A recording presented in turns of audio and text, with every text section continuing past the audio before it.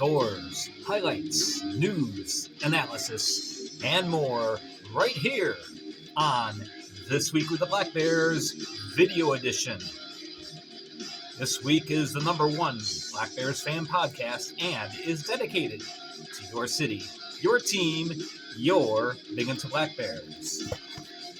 And hello, everyone, and welcome to this cheesy version of our first video. I am your host, Gary Ryan, of course, and this is This Week with the Black Bears Video Edition. Remember, this is the first time I'm doing this, so it's going to be a little rough, but that's okay. I appreciate your feedback, anything that you guys have to say, criticisms, critiques, whatever. I appreciate it.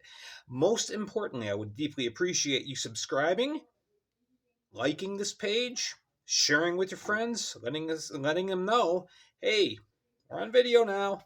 So this is a short, kind of a short version. As you may know, I've already uploaded this week's episode on Spotify and Anchor, which is entitled Rabbit Stew and Roster Moves. And so we're going to take a segment of that, first of all, starting with recap. Yeah, I still have my old Whalers cowbell here. As you can tell by the decor, have a lot of stuff that represents Binghamton's hockey history. Not a lot in the way of Black Bears gear. So that'll be coming. But anyway, all right. We are going to briefly recap, of course, Friday. If for some reason you missed it, Binghamton knocked off the highly touted Danbury Hat Tricks by a score of 6-2. It was a beautiful game. Not only did we come up on top, but it's a marvelous, marvelous defensive effort led by the entire team.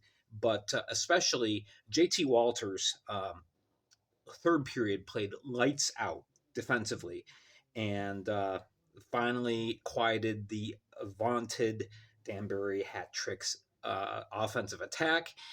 And then so we came off of that high, went down to Delaware for Saturday's meeting with the Thunder. And now, a lot of people have commented on Facebook, oh man, we really let ourselves down. We took them for... No, we didn't take them for granted. Delaware played a really good game. Let me tell you, that's the best I've seen them play this year since they got their win back in Game 4 this year. So, of course, now they're working on a 26-game losing streak, which is now an all-time pro record for most losses in a row. But it wasn't for lack of trying. They played an excellent game. Binghamton came out on top, though. Ian Wallace getting his first start as a member of the Black Bears and played very well, stopping 34 or 36 shots. A few concerns that I had, but we'll get into that. All right, so for the weekend, we ended up with 6 points out of a possible 6. We are still trailing Danbury by 2 points. Danbury has 68 points in the standings. Binghamton sits at 66. Now, as I am recording this right now, Danbury is playing Elmira, and as I began this broadcast, it was already 3-1 Danbury, so... say la vie. So probably by the end of this evening, Danbury will have a 5-point edge on us in the standings. However, we have one game in hand, so that'll make up the 3 points there. All right, so we are going to go right into hot takes. I told you this was going to be cheesy, but hey, that's all right. Okay, I do want to cover some hot takes. Some of the things that I observed from this weekend. Just talked about Ian Wallace. Now, again, very good showing. He's a very capable FPHL goalie. We saw what he can do. He already spent some time with Port Huron and with Mississippi. The time that he was down in Mississippi was when everything was going all wrong down there for Joe Pace and his crew. So he didn't get real positive results there, was let go when word came back that Ethan Taylor was coming back. And of course, we traded Joe Shepard down there. So yeah, there wasn't a home for him anymore. And so we were obliged to pick him up. He played very well, but he's a very small goalie. He's 5'8". We haven't had a goalie that small since Kenny Holland. Kenny Holland was also 5'8". Of course, Kenny Holland was a member of the Binghamton Whalers, and even before that, the Broome Dusters. The game is played a lot differently now than it was then, and the goaltending position is also played a lot different. Goaltending used to be, you stood rigid, you pretty much stayed on your feet, you played your angles, made sure you squared up to the shooter, tried to move out to take away as much net as possible. And it's like, okay, you can't see net here, I back up. Well, now you've got more net to shoot at. But now, of course, goalies primarily use the butterfly, dropping down to their knees. That leaves the entire top part of the net exposed. There was a lot of occasions last night where Delaware just couldn't find all that space that was up here. Everything down here was covered real good, but yeah, it was a lot. It's tough for a small person to play goaltender in hockey these days, especially on the pro level. But I got to give Wallace kudos. He did it as well as he could. He's very serviceable. Now, new goalie is coming in on Tuesday. That's what I've been told by the team. I can't get any more information out of them than that. So that's where we're at. So I'm cautiously optimistic that we're going to have a good trio of goaltenders once again in Binghamton, like we did earlier this year when we had McVeigh and Shepard and Paulin. I mean, that was like sitting on a gold mine. Well, all that gold got shipped out. So, all right. Other hot take. Coach Sherwood made a very curious decision yesterday in the game where he had Taylor Cutting, who is naturally a defensive man, playing as the 10th forward or the extra forward. He'd get rotated in and out on situations. And Gino D'Angelo, who's a natural forward, never played defense before until a couple weeks ago. He got inserted in very select situations as the sixth defenseman. The other five were getting rotated out. And so it wasn't even a natural, first pairing, second pairing, third pairing like you would typically have. I think this was a terrible misuse of resources and of assets. I know, I'm just a fan. Sherwood is a coach. He's played. He is coaching. He has experience. But I also played on the amateur level. I have a little bit of an idea what's going on. So I just don't see this being a long-term sustainable situation. So I really think Sherwood should, in the situation where he's using those two players, have Cutting back as the natural defenseman, have your three pairings, have Gino up as that extra forward. So that's my take. First line woes. In the last three games, the Yates, Jurich, and Kirkby line has really just been very disjointed. They're not really meshing like they were before. The game is very linear with that shift, and hence it's gotten very predictable for opposing defenses. You've got, on this side, you've got Tyson Kirkby, and he's staying over here. On this side, you have Tyler Jurich, he's staying over here. And you have Gavin Yates, all over the place.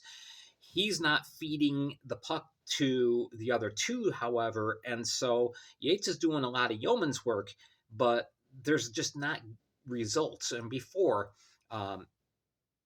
on offensive sets, Jurich and Kirkby would be rotating and switching sides and skating around the goal and doing all sorts of creative stuff to generate offensive chances. That's not happening now, and we're seeing it on the score sheet. So, do we break up the line? No, I don't think it's time to do that. But obviously, I think in practice this week, I think Jurich and Kirkby and Yates need to get together and figure out how to better mesh with each other so they get the results that they were getting earlier this year.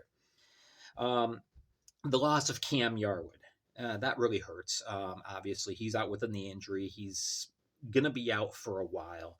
He's being reevaluated this week, and hopefully, we'll have a better idea of how long he'll be out and what his recovery is going to look like.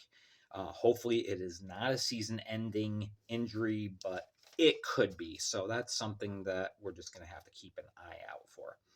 All right, rosters. Going to talk about it real quick because I'm down to like 3 minutes left here.